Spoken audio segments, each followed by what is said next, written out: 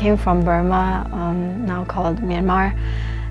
We knew that it was a dangerous journey because the government don't want people to leave the country. In the border between Thailand and Myanmar, we were caught by the soldiers while we were crossing a river. And they were holding guns, and they told my mom and the other adults on the boat to get out of the boat, and they were pointing guns. The soldiers were saying that their duty is to protect the border, so they can't let anyone escape. But then when they saw me, my brother, and my sister, we were the only kids out. We were young and we were small, and when they saw us, they let us go through, pass by, and they said that if we can cross the river before anyone else sees them, then they will let us go. So I think God really answered our prayer.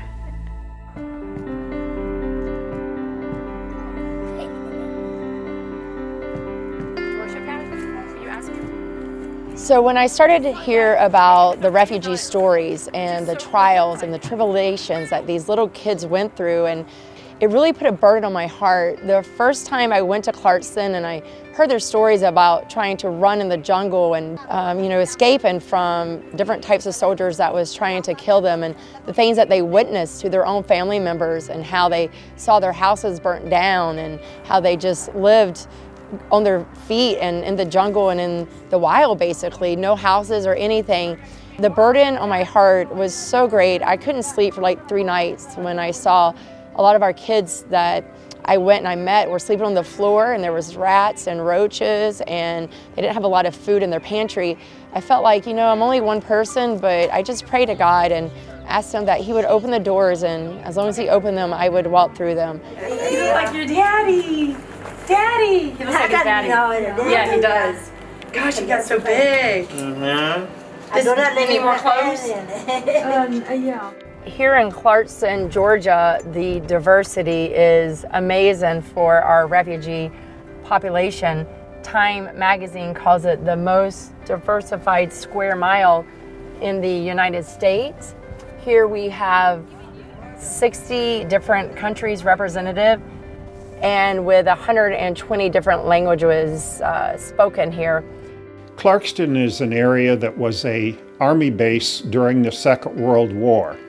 After the war was over, of course, there was no need for the facilities there. But as the years went by, the UN, in conjunction with the U.S. State Department, decided that it would be an ideal location to relocate refugees from overseas, because there was cheap housing, albeit run down, available, and there was also public transportation available. So the living conditions here in Clarkson are really, really hard for a lot of the families. They come here, and as you can see, sometimes we forget that we're even in the United States, in America, because there's trash everywhere in the community. For example, here there was a fire here, and this has been over 8 months ago, and the building's still here. For me, I wouldn't want my little kid playing near that, because if it falls down, obviously someone's going to get hurt. But the refugee people, they're people, they don't feel like they have a lot of entitlement. When you're not born in a place, then you're not going to speak up, and they tend to get taken advantage of really, really easily. So here you find that the refugees just tolerate a lot of stuff because they're just thankful for being here. He's a good granddaddy, isn't he? This is where a lot of the gangs and the drugs come in play, because if you got some abandoned buildings, they'll come in and they'll sell drugs out of that building.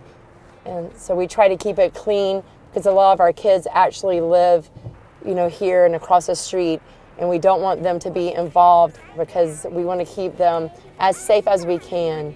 To relieve a lot of the pressures that the refugee families face when they enter America, we gather furniture so they don't have to sleep on the floor, mattresses. We get rice and beans, some just basic necessities that they have so they feel comfortable when they come here. Then we try to go and spend time with them and get to know them. And then after they stay approximately a year in an international school and learn a little bit of English, then we will look at taking them and trying to sponsor them for education in a private school. So that way they have a really good foundation